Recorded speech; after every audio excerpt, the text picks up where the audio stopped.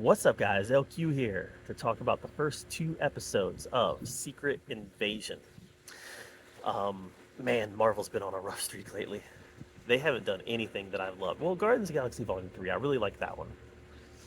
Outside of Guardians of the Galaxy Volume 3, they haven't done a whole lot that I've really liked. In fact, most of what they've done I haven't liked. Um, Quantumania was a huge letdown. She-Hulk was just terrible. Um, you look at their recent projects, and they haven't been very good or compelling or fun or anything. They've been disappointing, in some cases bad.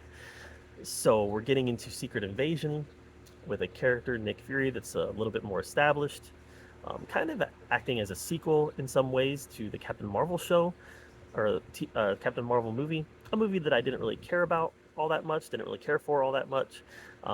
So how am I going to like this? It's picking up some of the storylines, some of the threads left behind by that movie. Um, the first episode was boring. First episode of Secret Invasion was boring. It was a challenge to get through.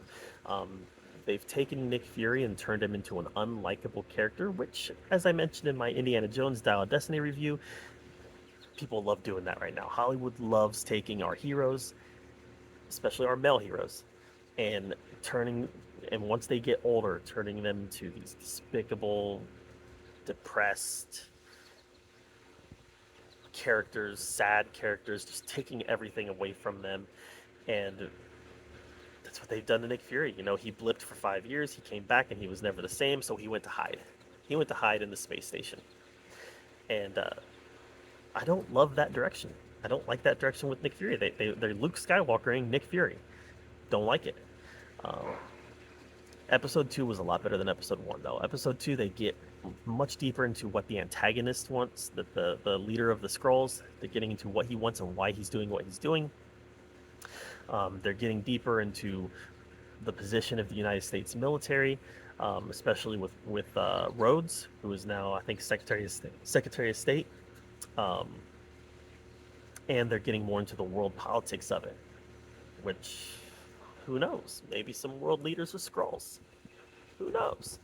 Um, and they also had a decent explanation as for why they're not going to call on the Avengers to fight the Skrulls.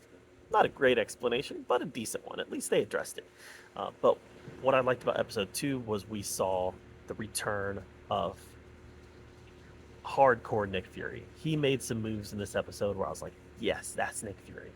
Um, Still don't love the direction they've taken this character by any means whatsoever, but at least they're doing some things with the character in Episode 2 where you can see shades of the old Nick Fury.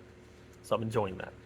Um, Still not clear why the Skrulls are taking the path that they're taking. They want to secretly invade the world and take over the world. Don't think that's a spoiler. That's something that's pretty well established by the title Secret Invasion. Um, but why? Telos at one point in Episode 2 says that they've been here for years. All of them. They've been here for years and nobody knew. So why now are they deciding to invade and get violent? There's no explanation for that.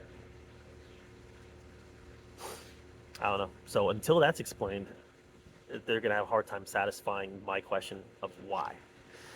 Um, but yeah, so far I don't hate it, but it's got a long way to go before I can say I like it.